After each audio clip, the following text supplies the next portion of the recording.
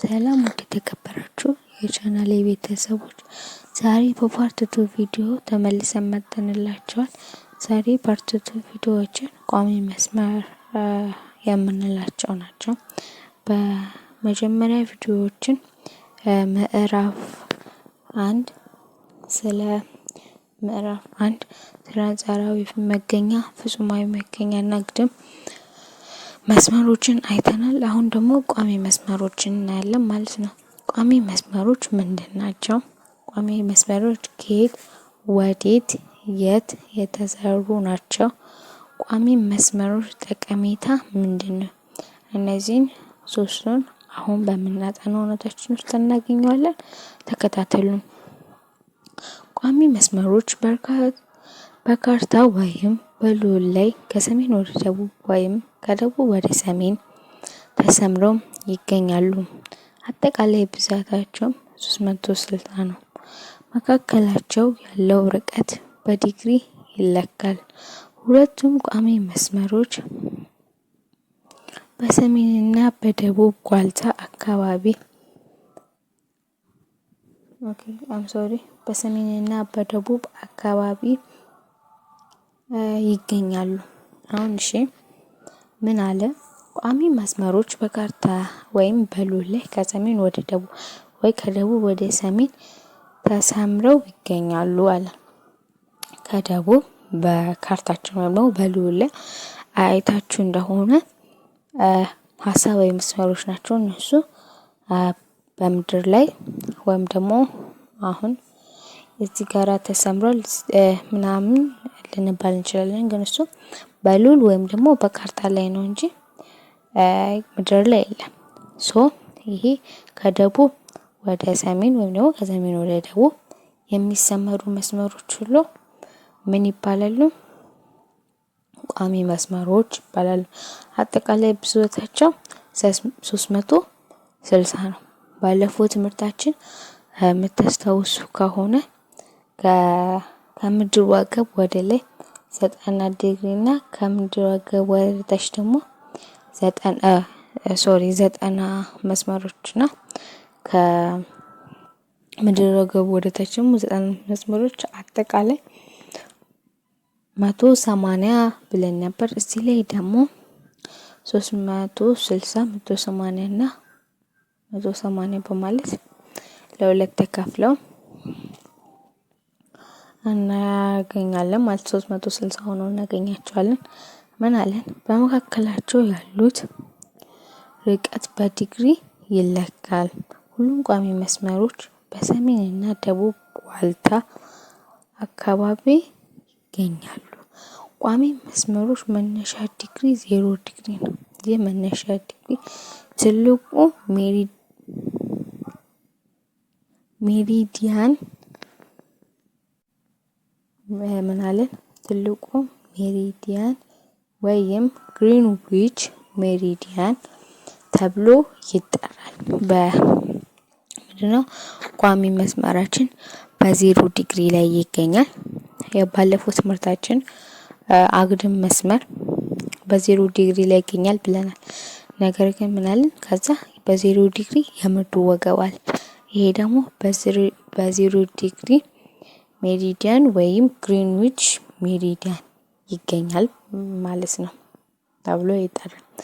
ከዚህ መስመር በምስራቅ 180 ቅድም እንዳልኳችሁ በምስራቅ 180 ቋሚ መስመሮች ሲኖሩም በስተ ምዕራብ ተመሳሳይ ብዛት ያላቸው ቋሚ መስመሮች ይገኛሉ። በምስራቅም እንዲሁም በምዕራብ ተመሳሳይ 180 መስመሮች ይገኛሉ። በቋሚ መስመሮች መካከል ያለው ማዕዘናዊ ርቀት መለኪያ ኬንትሮስ ይባላል። አግድም መስመር ደግሞ ኬክሮስ እንለዋለን። ቋሚ መስመሮች መሬትን በምስራቅ እና በምዕራብ ንፍቀ ክበባት ይከፍላሉ። አሁንም የምታስታውሱ ከሆነ የባለፈው ትምህርታችን ላይ አግድም መስመሮች ደቡብና ሰሜን ብለው ነው የሚከፍሉት። ግን የሚሰመሩት ከምዕራብ ወደ ምስራቅ ነው። ይሄም የሚሰመረው ከሰሜን ወደ ደቡብ ሲሆን የሚከፍለው ደግሞ በምስራቅና ምዕራብ ንፍቀ ክበብ ብሎ ነው ማለት ነው። ቋሚ መስመሮች አንድን ቦታ ፍጹማዊ መገኛን ለማመልከት እንጠቀምባቸዋለን። ቋሚና አግዳሚ መስመሮች በዋነኝነት ፍጹማዊ መገኛን ለማገልገል እንጠቀምባቸው ናቸው። እዚህ ጋራ እንደምናየው ከሆነ ቋሚ መስመር አለ እና ዲግሪያቸውን አስቀምጦ ያሳየናል። ይሄ ደቡብ ዋልታ እንለዋለን። ይሄ ሰሜን ዋልታ። እሺ እንግዲህ ቋሚ መስመሮች ናቸው። እዚህ ጋር ተግባርና መልመጃዎች አሉ።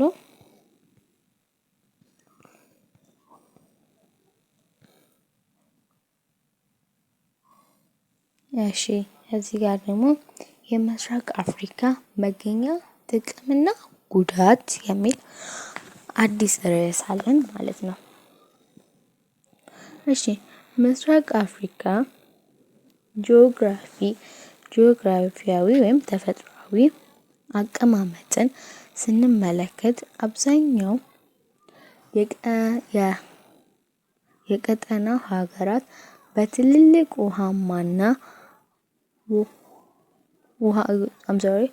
ውሃማ አካላት የተከበቡ መሆናቸው ይህም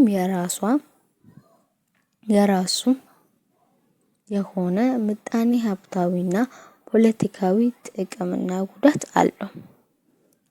ከምጣኔ ሀብቱ አንፃር ስንመለከት ቀጠናው በቀላሉ ከውጭ ሀገራት ጋር ባለው የወደብ አገልግሎት ጠንካራ የንግድ ትስስር እንዲኖረው አድርጎታል። ለምሳሌ ጅቡቲና ኬንያ የተሻለ የወደብ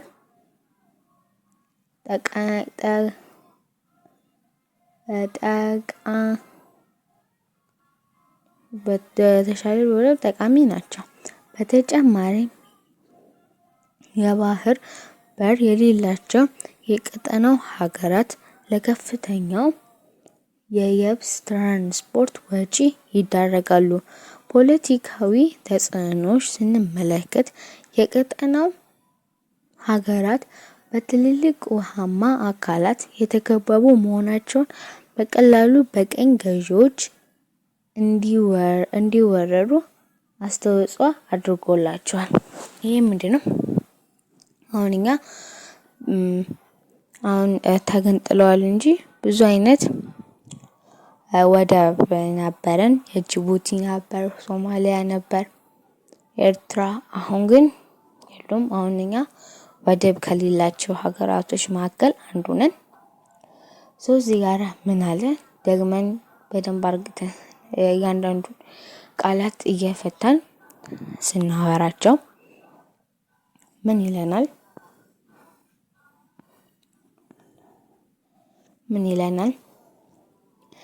ምስራቅ አፍሪካ በተፈጥሯዊ አቀማመጥን ስንመለከት አብዛኛው የቀጠናው ሀገራት በትልልቅ ውሃማ አካላት የተከበቡ መሆናቸው ማለት ነው። ይሄ አብዛኛው የምስራቅ አፍሪካ ሀገራት በውሃማ አካላት የተከበቡ ናቸው።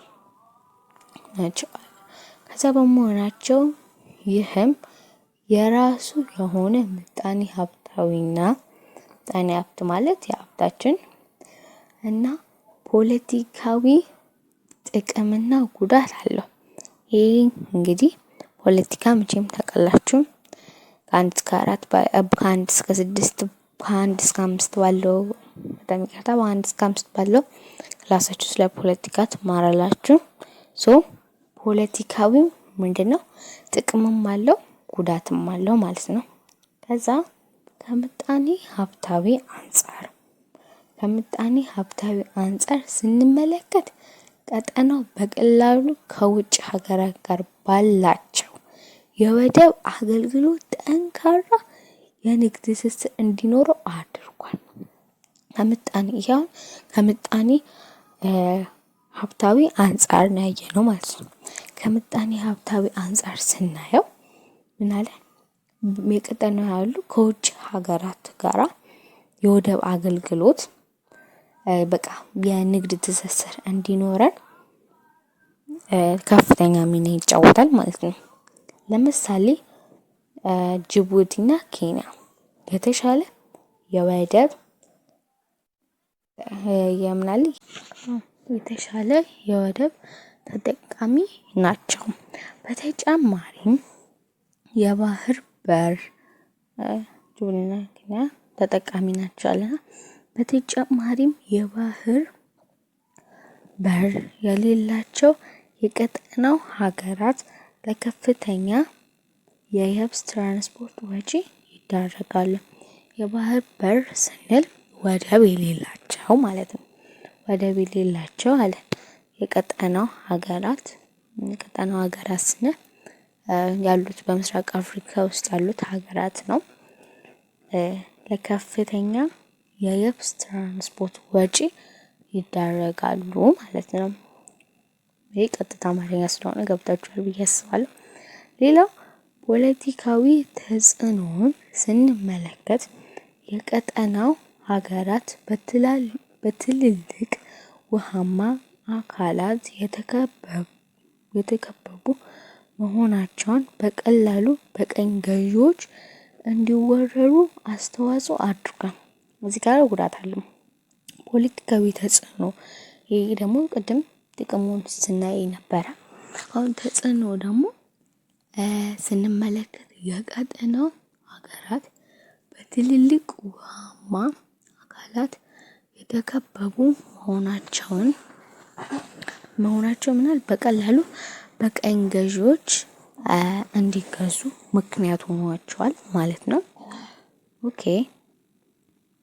በዛሬው ቪዲዮ ይህንን ይመስል ነበር። ቀጣይ የምስራቅ አፍሪካ አጎራባች ሀገሮች እና ውሃማ አካላትን ይዘንላችሁ እንመጣለን። እስካሁን ያቀረብኩላችሁ የነበረው ሀሴት ኃይለ ገብርኤል። ሰላም ዋሉልኝ።